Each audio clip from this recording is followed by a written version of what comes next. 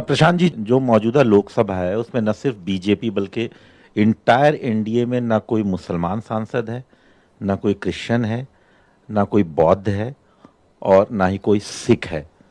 और जब एमपी नहीं है तो शायद कैबिनेट में चाहे तो वो बना लेंगे ना, ऐसा लगता तो नहीं कि बनाएंगे किसी को। इंडियन डेमोक्रेसी के लिए आप इसे कैसे देखते हैं? बहुत खतरनाक है। आपने चूंकि ये डेटा उठाया है तो इस बार 24 मुस्लिम एमपी जीतकर आए हैं। मुसलमानों की आबादी 18% के आसपास है और उनके एमपी 24 हैं। आप हिंदुओं से छोड़ दीजिए, तुलना मत कीजिए, सिखों से तुलना कर लीजिए। 13 सिख जीतकर आए। सिखों की आबादी 1% भी नहीं है। तो with in minority also I think it is for the Muslims to reflect कि how, yes, is one thing is you want to contain Modi, defeat Bhajpa, that is fine, but beyond that, your own representation, your own well-being, you Muslim society need to reflect and they need to rework how they want to get their relevance political and otherwise back. और मैं आपको एक और data देता हूं।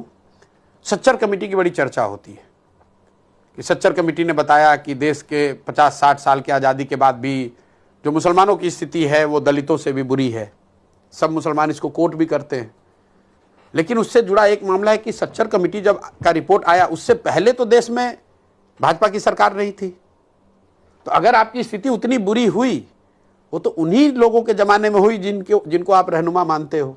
लेकिन मैं ये कह रहा हूँ कि सच्चर कमेटी में जो आईना दिखाया जा रहा है कि ये स्थिति है मुसलमानों की, मुझे आप ये बता दीजिए कि क्या सच्चर कमेटी की रिपोर्ट आने से पहले देश में मेजॉरिटी टाइम में किसकी सरकार थी? तो अगर मुसलमानों की स्थिति बिगड़ी है तो उसके लिए जिम्मेवार वो लोग नहीं है जिसको आज आप रहनुमा बता रहे हैं।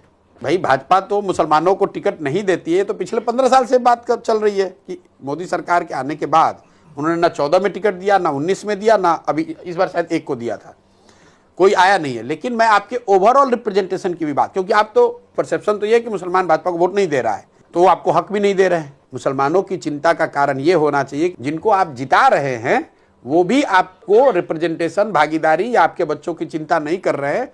ये ज्यादा बड़ी चिंता का कारण होना चाहिए। जैसे बिहार में मुसलमानों को कितनी टिकट मिला इस बार? आरजेडी ने सिर्फ 2 टिकट दिया। अखिलेश यादव ने यूपी में कितने लोगों को, सबसे ज्यादा अगर किसी एक कम्युनिटी का टिकट कटा है वो मुसलमानों का टिकट कटा है। लेकिन मुसलमानों ने ही तो जिताया है, जिताने में बहुत बड़ी भूमिका अदा की है।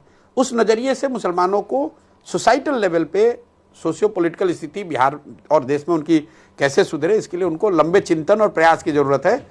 चुनाव लड़ना जीतना एक बात है, सोसाइटी के लेवल पे आपका रेलेवेंस कैसे बनेगा उसके लिए बेहतर और दूसरे तरह के प्रयास की जरूरत है।